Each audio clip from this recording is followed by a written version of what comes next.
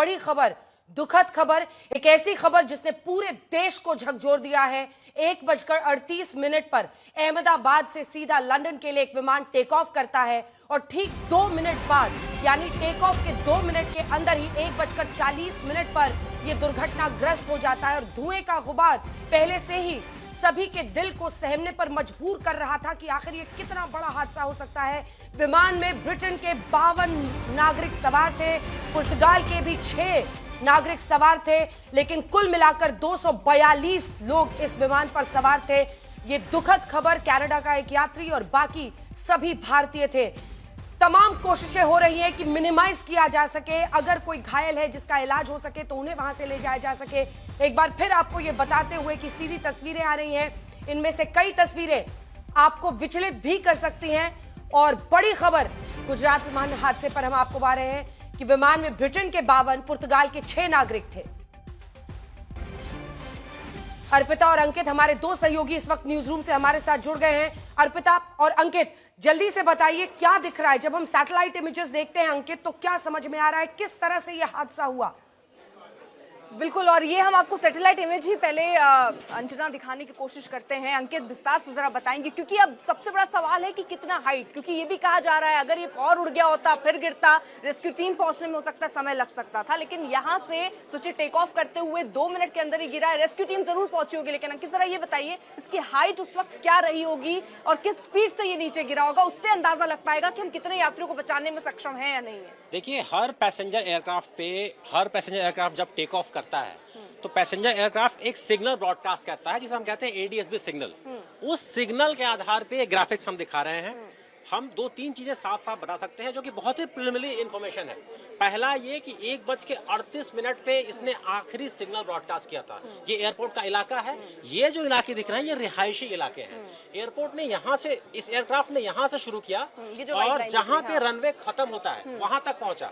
अब हम बात करते हैं, इसको हम जरा ब्रेक डाउन करने की कोशिश करते हैं कि इसे हम 3 हिस्सों में बांटते हैं। ये जो पहला ग्राफिक्स है, 1:30 के आसपास एयरक्राफ्ट सिग्नल के हिसाब से रनवे के बीच के हिस्से में दिख रहा था। 1:38 के आसपास जो आखिरी उसका सिग्नल ब्रॉडकास्ट हुआ है वो बिल्कुल रनवे के आखिरी हिस्से में देखा गया। 625 फीट समुद्र तल से ऊपर एयरक्राफ्ट था जब उसने अपना सिग्नल खो दिया। ये एयरपोर्ट खुद करीब समुद्र तल से 200 फीट ऊपर है, यानी करीब 400 से ऊपर फीट का डिस्टेंस रह जाता है। यानी अगर आपको उसकी वर्टिकल स्पीड देखें तो करीब 400 फीट पर मिनट की स्पीड से वो गिर रहा था इसी सिग्नल के हिसाब से। यानी एयरक्राफ्ट के पायलट के पास 1 मिनट का समय भी शायद नहीं था बचाने के लिए। फिर से अगर आप ये देखें तो ये जो ग्राफिक्स है ये दिखाता है कि 8 मिनट के आसपास प्लेन एक्टिव रहा, प्लेन का सिग्नल अपना ब्रॉडकास्ट करता रहा। 8 मिनट के बाद हम देख सकते हैं कि प्लेन ने सिग्नल ब्रॉडकास्ट करना बंद कर दिया। लेकिन ये आप कह रहे हैं एक कॉल भी पहुंची एटीएस को, इतनी जल्दी रिएक्ट कर पाना क्या मुमकिन था? क्योंकि और दूसरा सबसे बड़ा सवाल ये है कि ये ऐसा नहीं कि अहमदाबाद से ही उड़कर लंदन जा रहा हो, दिल्ली से पहले ये अहमदाबाद आता है, यानी दिल्ली में भी इस प्लेन को चेक किया गया, अहमदाबाद में भी चेक किया गया और उसके बाद इसने उड़ान भरा और टेक ऑफ करते ही क्रैश हो जाना। यानी 2 चेकिंग में फिर कुछ ऐसा फॉल्ट होगा जो दोनों चेकिंग में पकड़ के ना आ पाया हो। देखिए, कोई भी एयरक्राफ्ट जब टेक ऑफ करता है तो प्री फ्लाइट चेक तो होते ही होते हैं। हम जानते हैं कि ये एयरक्राफ्ट किसी और फ्लाइट के रूप में एयर इंडिया की फ्लाइट थी, लेकिन फ्लाइट नंबर कुछ और था। ये सुबह करीब 11:15 के आसपास दिल्ली से अहमदाबाद पहुंचा। वहां वो बिल्कुल अलग फ्लाइट थी, कनेक्टिंग फ्लाइट नहीं थी। वही एयरक्राफ्ट फिर करीब 2 घंटे का उसने ब्रेक लिया। उस दौरान लोग पैसेंजर्स उतरते हैं, दोबारा से चेकिंग होती है और वही सी एयरक्राफ्ट को यूके में गैटविक एयरपोर्ट पे जाना था करीब शाम को 6:30 बजे वहां के लोकल टाइम के हिसाब से। उस बीच में हम ये कह सकते हैं कि कम से कम 2 चेक्स तो हुए होंगे। जाहिर सी बात है, चूंकि उन चेक्स में ये तकनीकी खामी जो भी रही हो वो नहीं देखने को मिली। अब ये सघन जांच के बाद ही अर्पिता हम बता सकते हैं कि किस तरह की उसमें टेक्निकल खामी है। हाँ, हम ये कह सकते हैं विजुअल्स के साथ और सिग्नल के साथ भी कि बहुत ही कम टाइम था। लेकिन और पायलट समझ गया होगा क्योंकि उसने सिग्नल भी एटीएस को भेज दिया, लेकिन वो इतना कम समय था कि मदद नहीं पहुंच सकती थी, आइडेंटिफाई नहीं हो सकती थी चीजें और वो क्रैश कर गया, उससे पहले की मदद पहुंचती। अगर ये एयरक्राफ्ट जमीन से बहुत ऊंचा होता, जैसा हम बता रहे हैं, समुद्र तल से 625 फीट एयरक्राफ्ट क्योंकि बहुत ऊंचा नहीं था, वो इतने बड़े 787 ड्रीम लाइनर के लिए बहुत ही कम हाइट है। अगर ये 35,000 फीट के ऊंचा पे होता, अगर ये 35,000 फीट ऊंचा होता एयरक्राफ्ट, तो शायद ज्यादा समय होता। यहाँ पे पायलट के पास 1 मिनट से भी कम का समय था। तो स्टैंडर्ड प्रोटोकॉल होता है, आप एटीसी को ब्रॉडकास्ट करते हैं, आप मेडे सिग्नल ब्रॉडकास्ट करते हैं, एसओएस हेल्प मांगते हैं, लेकिन ना तो एटीसी के पास ना पायलट के पास इतना समय था अर्पिता कि इस केस में कुछ किया जा सकता था। अभी जितने हमने विजुअल्स देखे हैं, जो एडीएसबी फ्लाइट ट्रैकिंग का सिग्नल है, उसके आधार पे 1 मिनट से कम का समय, 1 मिनट से कम का समय मिला पायलट को और एयरक्राफ्ट जो है वो क्रैश कर गया।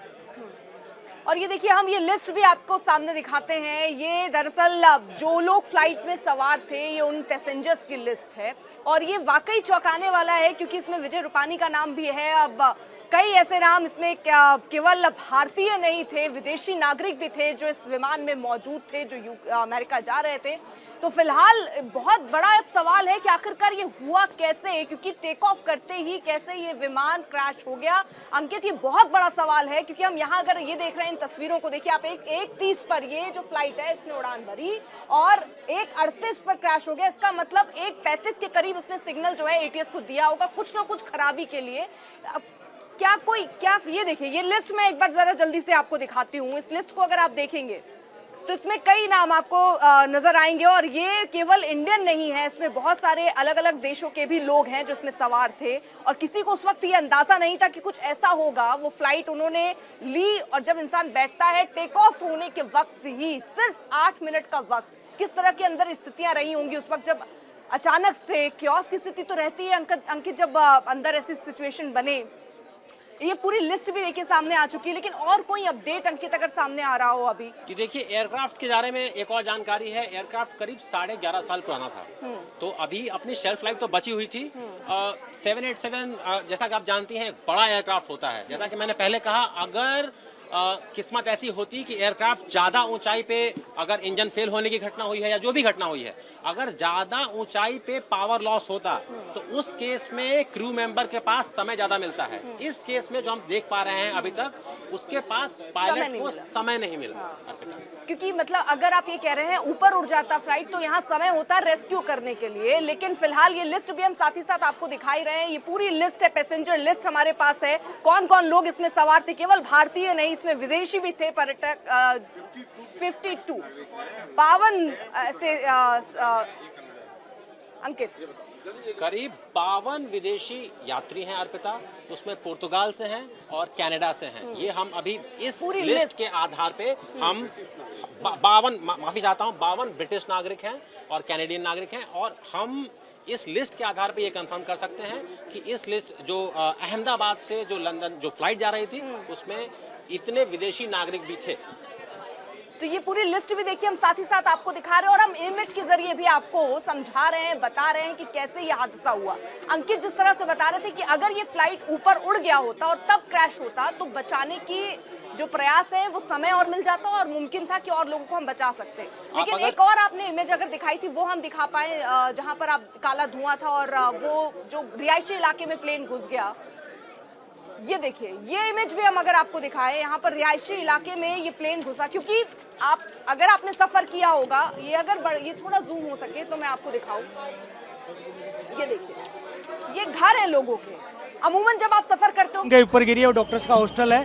तो इंसिडेंट बनने के विदिन 2-3 मिनट्स में पुलिस, बाकी सभी बॉडियां, सिविल एडमिनिस्ट्रेशन, कॉर्पोरेशन वगैरह सभी लोग आ गए थे। फायर फाइटर वगैरह स्थल पे हाजिर है। लोगों को बचाने की और रेस्क्यू करने की कार्रवाई जारी है। ऑलमोस्ट 70 से 80% एरिया हमने क्लीन कर लिया, बाकी आने समय में हम लोग क्लियर कर लेंगे। मैं सभी मीडिया के मित्रों से रिक्वेस्ट करता हूं, सभी हमसे सहयोग करें। जितनी पुलिस, उसके अलावा जितनी भी agency, army, BSF, CISF, corporation, collector office के सभी स्टाफ, सभी यहाँ काम में लगे हुए हैं।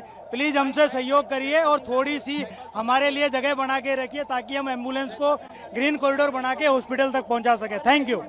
जो डीजीसीए की भी तरफ से जानकारी दी गई है, एयर इंडिया बोइंग 787 का ये विमान, जो कि एयरक्राफ्ट VT-ANB था और ऑपरेटिंग फ्लाइट का जो नंबर था वो AI-171 था। अहमदाबाद से गैटविक एयरपोर्ट, जो कि यूके में है, लंदन के पास है, 2 बड़े एयरपोर्ट्स हैं वहां पर, उनमें से एक गैटविक है। ये अहमदाबाद से गैटविक एयरपोर्ट पर ये लैंड करने वाला था। इसमें 52 जो ब्रिटेन के नागरिक थे, 6 इसमें पुर्तगाल के नागरिक थे, 1 कनाडा का भी नागरिक था, बाकी सभी भारतीय थे। 242 कुल लोग इस पर सवार थे, जिसमें डीजीसीए की तरफ से बाकायदा जानकारी जो दी गई है वो मेरे पास है, जिसमें बताया गया है 2 पायलट्स और 10 कैबिन क्रू मेंबर्स थे। आप सोचिए कि जो जानकारी दी गई है उसके मुताबिक कैप्टन सुमित सबरवाल ने ही सबसे पहले मे डे का कॉल दिया था एटीसी को। मे डे का कॉल यानी एसओएस, यानी इमरजेंसी, यानी जबरदस्त खतरा, और ये कॉल उन्होंने दिया, लेकिन वक्त नहीं मिला, क्योंकि आप देख रहे हैं जैसे टेक ऑफ करता है उसके बाद फौरन बाद वो जैसे एक आग का बड़ा सा गोला वहां पर दिखाई देता है, और फिर काले धुएं का बड़ा गुबार जिसने सबके दिल को बैठा दिया। ऐसा लगा कि एक बड़े खतरे की आशंका है, और सबके मन में यही था कि ये अनहोनी ना हो, लेकिन परिस्थितियां सामने ऐसी दिख रही थी तस्वीरों के जरिए।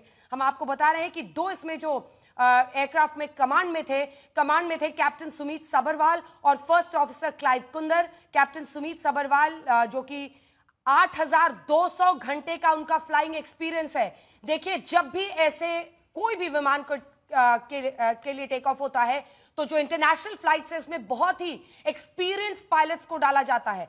8,200 घंटे का उनका फ्लाइंग एक्सपीरियंस था कैप्टन सुमित सबरवाल का, जिन्हें इस फ्लाइट का कमांड था जिनके हाथों में, और को पायलट जो उनके थे फर्स्ट ऑफिसर क्लाइव कुंदर, उनका 1100 घंटे का फ्लाइंग एक्सपीरियंस था। तो कुल मिलाकर डीजीसीए की तरफ से जो जानकारी दी गई है उसके मुताबिक 1:39 पर यह फ्लाइट टेक ऑफ करती है रनवे 23 अहमदाबाद के एयरपोर्ट से, और एटीसी की तरफ से दी गई ये जानकारी है। और उसके बाद ये तुरंत ही मे डे का कॉल करती है, लेकिन उसके बाद से कोई रिस्पांस नहीं आता है, जिसके बाद फौरन रनवे 23 और उसके बाद से टेक ऑफ के बाद वो विमान गिरता हुआ दिखाई देता है। बहुत ही भयावह परिस्थिति इस वक्त, डर आशंका बहुत ज्यादा। खबर यह भी है कि पूर्व मुख्यमंत्री विजय रूपाणी भी इस विमान में सवार थे, लेकिन फिलहाल जो जानकारी है उसमें 3 बड़ी बातें हैं कि मौका नहीं मिला, वक्त नहीं मिला। पायलट ने मे डे का कॉल दिया, लेकिन तब तक एक बड़ा आग का गोला दिखाई देता है रिहायशी इलाके में। वहीं पर टेक ऑफ के बाद ये 1-2 मिनट के अंदर गिर जाता है। एटीसी के मुताबिक रनवे 23 अहमदाबाद एयरपोर्ट से टेक ऑफ करने के फौरन बाद ये विमान मे डे कॉल देता है, और उसके बाद से ये विमान दुर्घटनाग्रस्त हो जाता है। तीसरी तस्वीर आप देख रहे हैं, जहां पर दूसरी तस्वीर में आप देख रहे हैं तमाम पैसेंजर्स के नाम है, लेकिन ये तस्वीर जिसमें आग को बुझाने की कोशिश हो रही है, लेकिन ये मलबा जो इस वक्त इस एयरप्लेन का दिखाई दे रहा है, ये बोइंग 787 बहुत बड़ा विमान, 242 लोग इसमें सवार थे। और ये तस्वीरें सबसे ज्यादा डराने वाली इस वक्त दिखाई दे रही हैं। जो मलबा दिखाई दे रहा है, फिलहाल रेस्क्यू ऑपरेशंस जारी है, वहां पर एम्बुलेंसेस की एक पूरी कतार है, और पुलिस वाले बार बार गुजारिश कर रहे हैं, आम लोगों को हटा रहे हैं, मीडिया को हटा रहे हैं, ताकि एक ग्रीन कॉरिडोर बनाया जा सके और जल्द से जल्द सबको अस्पताल ले जाया जा सके। ब्रजेश जोशी हमारे सहयोगी इसी खबर पर हमारे साथ जुड़ रहे हैं। ब्रजेश, सबके मन में यह आशंका है, सब चाह रहे हैं कि जितनी भी जानें बच गई हो, भगवान करे बच जाए, लेकिन जो परिस्थितियां दिखाई दे रही हैं वो बहुत भयावह है। इस वक्त रेस्क्यू ऑपरेशंस किस तरह से आगे ले जा रही है पुलिस, और वहां पर आपदा प्रबंधन के लोग कौन कौन जुटा हुआ है? देखिए, पूरी प्रशासन की टीम जो है वो स्थानीय प्रशासन से साथ साथ एनडीआरएफ की टीमें भी भेजी गई हैं, एसडीआरएफ की टीम भी जो है वो वहां पे पहुंची है, और सभी लोग जो है राहत और बचाव कार्य में लगे हैं। पर जिस तरह की तस्वीरें सामने आ रही हैं वो साफ दिख रहा है कि भगवान ही करे कोई उसमें बच पाया हो, क्योंकि जिस तरीके के दृश्य आए हैं बहुत ही विचलित करने वाले दृश्य वहां के दिखाई दे रहे हैं। हम लोगों को दिखा नहीं सकते ऐसे दृश्य वहां से सामने आए हैं। पुलिस ने सारा एरिया कॉर्डन कर लिया है, किसी को भी वहां पे जाने की अनुमति नहीं है। जो हादसे की जो साइट है वहां पे किसी को नहीं जाने दिया जा रहा, पूरी तरह से एरिया को ब्लॉकेट कर दिया गया है, और राहत और बचाव कार्य जो है चल रहा है। 1:30 बजे का ये वक्त था कि जब ये हादसा हुआ, उसके बाद जो है काफी समय बीत चुका है। जितनी भी लाशें थी, एम्बुलेंसों का जो है आप देख सकते हैं कि एम्बुलेंसों की लाइन लगी है, पूरी तरह से एम्बुलेंस जो है एक के बाद वहां पहुंचे, और वहां से सिविल अस्पताल सभी लाशों को ले जाया जा रहा है। बचाव कार्य जारी है, उम्मीद बहुत ही कम है कि कुछ लोग उसमें से जो है वो सामने आए। जो हमने पहले भी बताया था कि सूत्रों के हवाले से जो जानकारी मिली थी कि गुजरात के पूर्व मुख्यमंत्री विजय रूपाणी भी अपनी बेटी को मिलने के लिए इसी फ्लाइट से जाने वाले थे। अब वो फ्लाइट में है या नहीं उसका कंफर्मेशन अभी तक नहीं आया है, पर वो भी इस फ्लाइट को बोर्ड करने वाले थे। टिकट भी उनका सामने आया है, वो लंदन जाने वाले थे, ये भी जानकारी सामने आई थी। तो ये सारी चीजें हैं। अभी तक प्रशासनिक तौर पे या किसी ने भी कुछ भी नहीं कहा है। केंद्रीय गृह मंत्री जो है वो अहमदाबाद पहुंच रहे हैं। इसके अलावा गुजरात के मुख्यमंत्री सूरत थे, वो भी अहमदाबाद के लिए लौट चुके हैं। पूरी तरह से प्रशासन मुस्तैद है। पूरी कोशिश की जा रही है कि जो भी कोई बचा हो उनको बचाया जा सके, पर अभी तक जो है कितने लोग बचे हैं या कितने लोग घायल हैं इसका कोई भी आधिकारिक आंकड़ा जो है वो सामने नहीं आया है। पहला काम जो है वो पूरा राहत और बचाव कार्य पे है।